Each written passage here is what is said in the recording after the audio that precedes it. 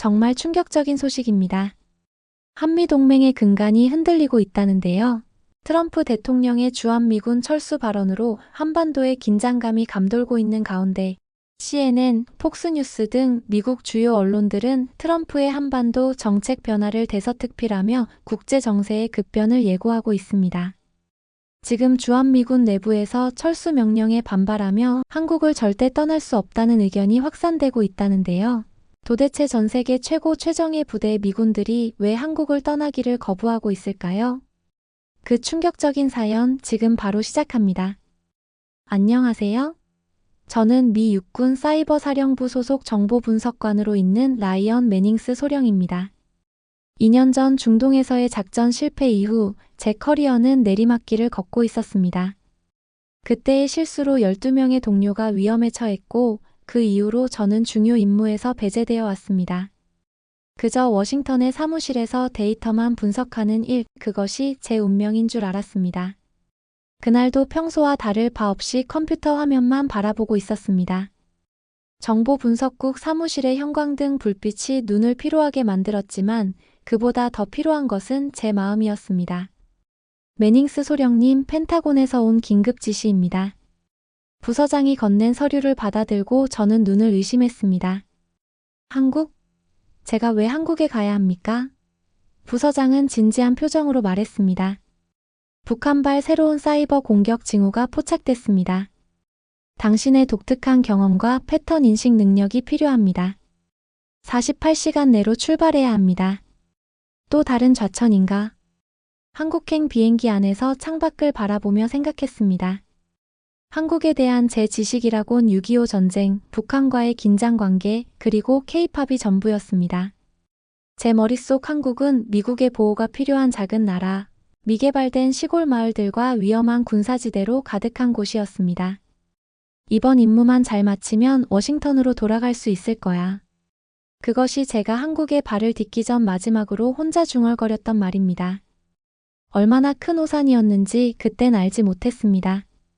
인천공항에 도착했을 때 첫 번째 충격이 저를 기다리고 있었습니다. 초현대적인 공항시설, 완벽하게 정리된 동선, 어디서나 접속 가능한 초고속 와이파이. 이곳이 제가 상상했던 그 한국이 맞나요? 놀라움은 거기서 끝나지 않았습니다. 공항에서 기지까지 가는 길, 창밖으로 보이는 서울의 스카이라인은 뉴욕이나 시카고와 견주어도 손색이 없었습니다. 고층 빌딩들 사이로 빛나는 한강, 완벽하게 정비된 도로, 그리고 밤이 되자 도시 전체를 뒤덮는 화려한 불빛들. 여기가 정말 한국인가요?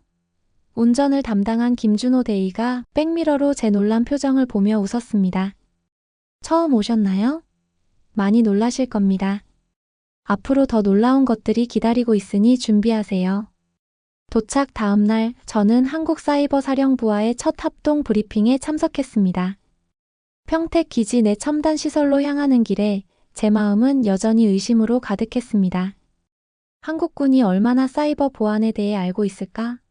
내가 다 가르쳐줘야 하나? 그런 오만한 생각을 품고 회의실에 들어섰을 때 두 번째 충격이 저를 기다리고 있었습니다. 매닝스 소령님 환영합니다. 저는 이 작전의 한국 측 책임자 박진우 중령입니다. 앞에 선 40대 초반의 한국군 장교는 완벽한 영어로 저를 맞이했습니다.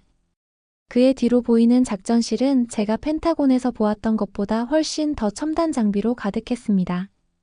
오늘은 북한의 최근 사이버 공격 패턴과 우리의 대응 전략을 공유하겠습니다. 박 중령이 시작한 브리핑은 충격 그 자체였습니다. 그들이 분석한 데이터의 정밀함, 예측 모델의 정확도, 대응 시스템의 효율성. 미국에서도 이 정도 수준의 분석은 보기 힘들었습니다. 이건 말도 안 돼. 저도 모르게 중얼거렸지만 옆자리에 다른 한국군 장교가 들었나 봅니다. 미국에서는 이런 시스템을 사용하지 않나요? 당황한 저는 고개를 저었습니다. 아니요, 우리도 비슷한. 아니, 사실 이 정도 수준은 아닙니다. 회의가 끝난 후 저는 작전실에 혼자 남아 시스템을 살펴봤습니다.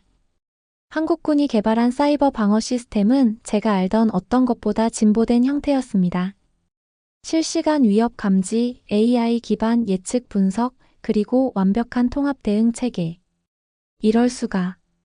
그때 박중령이 다시 나타났습니다. 미국에선 우리를 여전히 가르침이 필요한 제자로 생각하나 봅니다. 그의 말에 저는 부끄러움을 느꼈습니다. 제 오만함이 그대로 드러난 순간이었죠. 죄송합니다. 제가 오해했습니다. 박중령은 미소를 지었습니다. 괜찮습니다. 우리는 동맹입니다. 서로에게 배울 점이 있죠. 당신의 중동 작전 경험은 우리에게 큰 도움이 될 겁니다. 중동 작전? 그가 어떻게 내 과거를 알고 있지? 질문이 머릿속을 스쳤지만 다음 순간 경보음이 울렸습니다. 긴급 상황입니다. 북한발 사이버 공격 징후가 포착됐습니다. 작전실은 순식간에 긴장감으로 가득 찼습니다. 대형 스크린에는 한국 전역의 주요 인프라를 노리는 사이버 공격 흐름도가 실시간으로 표시되고 있었습니다. 전력망, 교통시스템, 금융망 동시 타겟입니다. 이건 단순 해킹이 아닌 대규모 협동 공격입니다. 한 분석관이 외쳤습니다. 저는 본능적으로 자리에서 일어났습니다. 이런 패턴, 2년 전 중동에서 봤던 그 공격과 너무나 유사했습니다. 그때 제 판단 실수로 대응이 늦었고 결국 작전은 실패했습니다. 서부 전력망을 먼저 보호해야 합니다. 그들은 항상 가장 취약한 지점을 먼저 공격합니다. 제 외침에 박중령이 고개를 돌렸습니다. 잠시 제 눈을 바라본 그는 곧바로 명령을 내렸습니다. 서부 전력망 방어 최우선으로. 매닝스 소령의 예측을 신뢰합니다. 그 순간 제 과거의 트라우마가 되살아났습니다. 하지만 이번엔 달랐습니다. 한국군의 대응은 믿을 수 없을 정도로 신속했습니다. 제가 지시한 지점에 즉각적인 방어 체계가 가동되었고 불과 3분 만에 첫 번째 공격파를 차단했습니다. 두 번째 공격이 금융망으로 향합니다. 이번에는 제 예상을 벗어난 움직임이었습니다. 잠시 당황했지만 곁에 있던 한국군 여성 장교가 이미 대응책을 실행하고 있었습니다. 이미 금융망 방어 프로토콜 가동 중입니다. 걱정 마세요. 8시간의 사투 끝에 우리는 북한의 대규모 사이버 공격을 완벽하게 방어해냈습니다. 한국의 주요 인프라에는 어떤 피해도 발생하지 않았습니다. 이런 규모의 공격을 무피해로 방어한 것은 세계 사이버 보안 역사상 전례가 없는 일이었습니다. 작전실에 안도의 한숨이 퍼졌을 때 박중령이 제게 다가왔습니다. 매닝스 소령, 당신의 직감이 오늘 우리를 구했습니다. 당신이 없었다면 피해가 컸을 겁니다. 그의 말에 처음으로 2년 동안 저를 짓눌러온 죄책감의 무게가 조금 가벼워지는 것을 느꼈습니다. 아닙니다. 저 혼자였다면 실패했을 겁니다. 한국군의 시스템과 대응 능력이 없었다면 불가능했을 거예요. 그날 밤 작전 성공을 축하하는 자리에서 뜻밖의 일이 일어났습니다. 한국군 특수팀이 합류했는데 그중 한 명이 제게 다가왔습니다. 매닝스 소령님, 기억하실지 모르겠지만 2년 전 중동에서 우리 잠시 만난 적이 있습니다. 그 순간 저는 그를 알아봤습니다. 최대위, 제가 실패했던 그 작전 지역 인근에서 임무 수행 중이던 한국 특수부대원이었습니다. 당신이 어떻게? 최대위는 제 어깨를 두드렸습니다. 그날은 모두에게 힘든 날이었습니다. 하지만 오늘 우리는 함께 성공했습니다. 전우로서요. 한국군 장교들이 모여들어 소주잔을 들었습니다. 그들은 제 과거 실패에 대해 알고 있었지만 판단하지 않았습니다. 대신 깊은 연대감과 전우애를 보여주었습니다. 우리는 같은 전장에서 싸우는 전우입니다. 과거는 과거일 뿐 중요한 건 지금입니다. 박중령의 건배사에 모두가 잔을 부딪혔습니다. 그 순간 저는 이들과 진짜 형제애를 느꼈습니다. 미국에서는 한국이 어떻게 비춰지나요? 최 대위가 물었습니다. 솔직히 말하면 미국의 보호가 필요한 작은 나라로요. 하지만 이제 그 생각이 완전히 틀렸다는 걸 알았습니다. 당신들은 우리의 동등한 전우입니다. 한국군 장교들은 서로 눈빛을 교환하며 자부심에 찬 미소를 지었습니다. 그 사이버 공격 방어 작전 이후 제 한국 생활은 완전히 달라졌습니다. 박중령은 저를 한국군 사이버 사령부의 핵심 프로젝트에 초청했고, 저는 미국에서는 상상도 못했던 첨단 기술들을 접하게 되었습니다. 어느 날 박중령이 갑작스럽게 제안했습니다. 매닝스 소령, 이번 주말에 시간 있습니까? 진짜 한국을 보여드리고 싶습니다. 그렇게 시작된 주말 여행은 제 인생을 바꿔놓았습니다. 첫째 날 우리는 스마트시티 실증단지로 향했습니다. 입구에 도착하자 박중령이 스마트폰을 꺼내 앱을 실행했습니다. 이걸 한번 보세요. 그가 보여준 앱에는 도시 전체의 에너지 사용량, 교통흐름, 대기질, 심지어 쓰레기통 상태까지 실시간으로 표시되고 있었습니다. 이게 다 실시간으로 확인 가능한가요?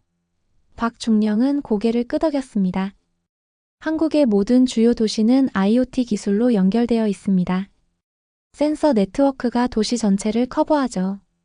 단지 내부로 들어서자 자율주행 셔틀이 우리 앞에 멈췄습니다. 운전자 없이 움직이는 버스가 우리를 태우고 단지를 돌기 시작했습니다. 도로 곳곳에 설치된 센서와 통신하며 완벽하게 주행하는 모습이 놀라웠습니다.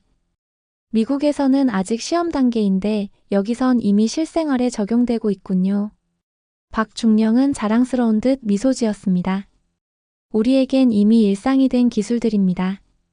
하지만 이건 시작에 불과해요. 그날 하루 동안 우리는 서울 곳곳을 누볐습니다. 동대문 디자인 플라자의 미래적인 건축물, 강남의 첨단 오피스 빌딩들, 그리고 곳곳에 위치한 스마트 시티 인프라. 특히 놀라웠던 건 어디를 가든 끊김없는 초고속 인터넷 연결이었습니다. 미국 대도시에서도 이런 연결성은 꿈도 못 꿉니다. 제 말에 박중령은 고개를 끄덕였습니다. 한국은 세계 최고 수준의 디지털 인프라를 갖추고 있습니다. 우리 국민들은 이미 기가비트 인터넷에 익숙해져 있죠.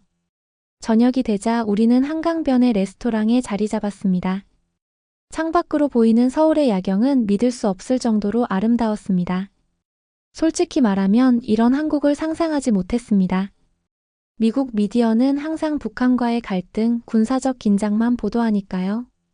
박중령은 잠시 생각에 잠겼다가 말했습니다. 많은 외국인들이 그런 오해를 합니다.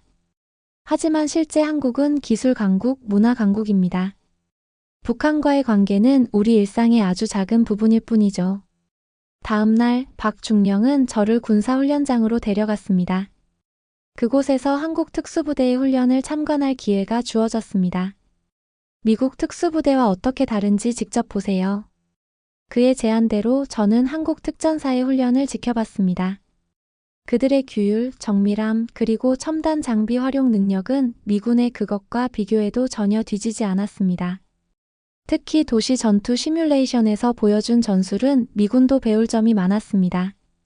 이건 놀랍습니다. 한국군이 이렇게 발전했다니. 박중령은 자랑스럽게 말했습니다. 우리는 더 이상 미국의 보호가 필요한 약한 동맹국이 아닙니다. 우리는 동등한 파트너이자 어떤 면에서는 선도적인 위치에 있습니다. 훈련장을 나오는 길에 갑작스러운 통증이 제 가슴을 찔렀습니다. 오래된 부상의 후유증이었습니다. 박중령은 즉시 저를 가까운 병원으로 데려갔습니다. 한국 병원에서의 경험은 또 다른 충격이었습니다. 접수부터 진료, 검사, 처방까지 모든 과정이 디지털화되어 있었고 놀라울 정도로 신속했습니다. 미국에서라면 몇 시간이 걸릴 검사가 20분 만에 완료되었고 의사는 태블릿으로 제 전체 의료 기록을 확인하며 상담해 주었습니다. 이게 가능한가요? 미국에서는 병원에서 반나절을 기다리는 게 보통입니다. 의사는 유창한 영어로 답했습니다. 한국 의료 시스템은 효율성을 중시합니다. 우리는 환자의 시간이 소중하다고 생각하거든요. 그 주말 동안 저는 진짜 한국을 보았습니다. 첨단 기술, 효율적인 시스템, 높은 삶의 질. 그리고 무엇보다 인상적이었던 건 이 모든 발전이 불과 몇십 년 만에 이루어졌다는 사실이었습니다. 박중령은 마지막 날 전쟁기념관으로 저를 데려갔습니다. 폐허에서 세계적인 강국으로 성장한 한국의 역사를 보여주기 위해서였습니다. 70년 전 우리나라는 완전히 파괴되었습니다. 하지만 보세요, 지금의 우리를. 이것이 한국인의 저력입니다. 그날 밤 숙소로 돌아오는 길에 저는 깊은 생각에 잠겼습니다. 한국에 대한 제 인식이 완전히 바뀌었을 뿐만 아니라 제 자신에 대한 생각도 변화하고 있었습니다. 과거의 실패에 사로잡혀 있던 제가 이곳에서 새로운 가능성을 보기 시작했습니다. 중동에서의 실패가 끝이 아니었어. 창밖으로 흐르는 서울의 야경을 바라보며 처음으로 저는 제 미래가 달라질 수 있다고 느꼈습니다. 한국 파견 6개월이 지났을 무렵 충격적인 뉴스가 전해졌습니다. 트럼프 대통령이 주한미군 철수 계획을 구체화하기 시작했다는 소식이었습니다. 평택 기지는 순식간에 불안감으로 가득 찼습니다. 저는 이제 한국 사이버 사령부와 완벽한 팀워크를 이루며 일하고 있었고 박 중령과는 깊은 우정을 쌓았습니다. 제 과거의 트라우마도 점차 치유되고 있었습니다. 한국에서의 성공적인 임무들이 제 자신감을 회복시켜 주었기 때문입니다. 매닝스 펜타곤에서 연락 왔어. 6주 내로 복귀하래. 동료 장교의 말에 저는 마음이 무거워졌습니다. 이제 막 적응하고 의미 있는 일을 하기 시작했는데 모든 것을 두고 떠나야 한다니. 그날 저녁 박중령이 저를 삼겹살집으로 초대했습니다. 테이블에는 한국의 다양한 음식들이 가득했고 소주병도 몇 개 놓여 있었습니다. 들었습니다. 곧 미국으로 돌아간다고요? 그의 목소리에는 아쉬움이 묻어났습니다. 네. 사실 저도 놀랐습니다. 아직 할 일이 많은데. 박중령은 소주잔을 들었습니다. 매닝스 소령, 솔직히 말해보세요. 한국에서의 6개월이 당신에게 어땠습니까? 저는 잠시 생각에 잠겼습니다. 한국에 온 첫날부터 지금까지 제 인생에서 가장 의미 있고 성장한 시간이었습니다. 제 인생을 바꿔놓았습니다. 이곳에서 저는 새로운 시각, 새로운 가능성을 보았어요. 솔직히 말하면 떠나고 싶지 않습니다. 박중령의 눈이 반짝였습니다. 그럼 남으세요.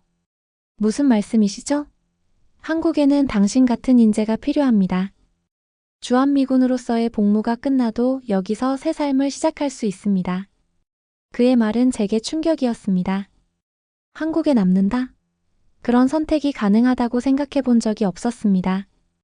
하지만 어떻게요? 한국 정부는 사이버 보안 분야에 큰 투자를 하고 있습니다. 글로벌 인재를 적극 유치하고 있죠. 당신 같은 전문가에게는 문이 활짝 열려 있습니다. 그 순간 머릿속에서 무언가 클릭하는 소리가 들렸습니다. 이것이 제가 찾던 답이었습니다.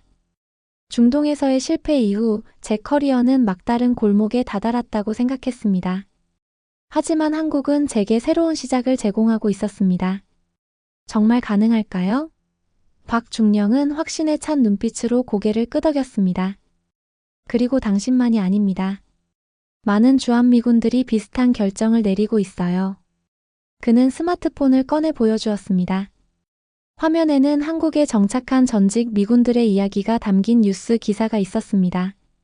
IT 기업에 취직한 통신 전문가, 영어 교육 사업을 시작한 정보 장교, 심지어 한국 기업의 보안 책임자가 된 특수부대 출신도 있었습니다.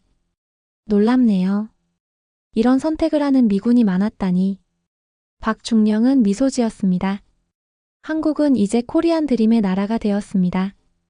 예전에는 미국 드림을 꿈꾸며 한국인들이 미국으로 갔지만 이제는 반대로 미국인들이 한국에서 새로운 기회를 찾고 있어요. 그 말이 제 가슴에 깊이 와닿았습니다. 한국에 대한 제 생각이 완전히 바뀌었을 뿐만 아니라 제 미래에 대한 비전도 바뀌고 있었습니다. 고민해 볼게요. 진지하게요. 그로부터 2주 후 저는 펜타곤에 제 결정을 통보했습니다.